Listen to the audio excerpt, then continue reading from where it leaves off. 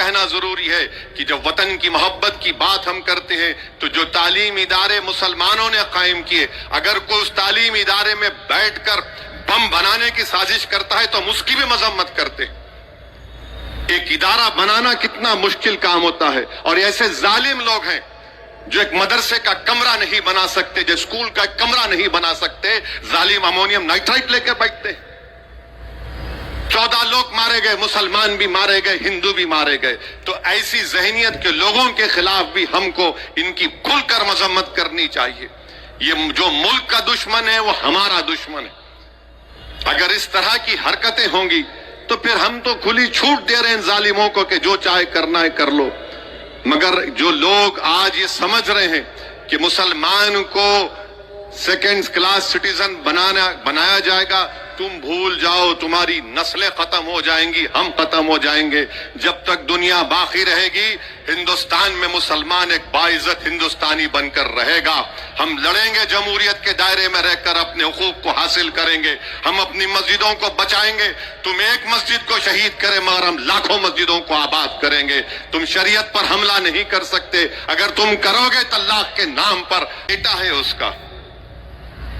فسادات کتنے ہوئے، نلی کا میسکر ہوا آسام میں، آپ نے دیکھا فساد ہوا ہاشم پورہ کا، ملیانہ کا، ہم اور آپ نے دیکھا گجرات میں بلکہ 69 کا فساد تو 2002 سے بدترین تھا۔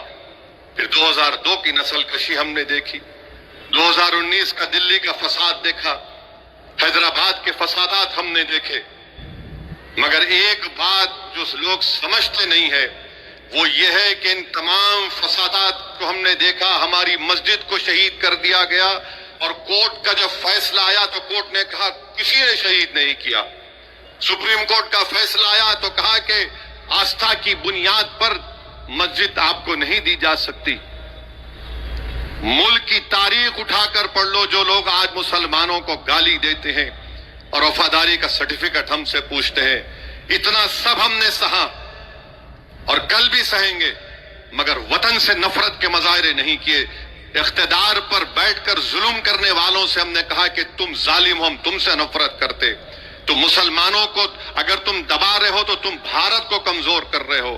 اگر بھارت ایک دنیا کا امن گاہ بننا چاہتا ہے، ایک ڈیولپ کنٹری بننا چاہتا ہے، کیسے بنے گا جب آپ 19 کروڑ مسلمانوں کو اس طرح حقارت کی نظر سے دیکھیں گے، ان سے ناانصافی کریں گے؟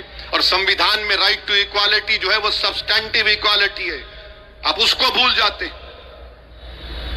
مسجد کا فیصلہ ہمارے خلاف آیا تو کیا کسی مسلمان نے کورٹ میں جا کر کسی جج کے اوپر جوتا پھینکا؟ جوتا پھینکنے والے کے بارے میں ایک لفظ نہیں بولا جاتا، نہ میڈیا میں بولا جاتا ہے، کیونکہ وہ اعلیٰ ذات سے اس کا تعلق تھا۔ ہماری وطن سے محبت ہے اور رہے گی۔ تم حکمران ہو تو تمہاری وجہ سے ڈر کر نہیں، بلکہ وطن کی محبت ہماری ہے اور رہے گی انشاءاللہ تعالی۔ میرے عزیز دوستوں اور بزرگوں، یہاں پر یہ بھی کہنا ضروری ہے کہ جب وطن کی محبت کی بات ہم کرتے ہیں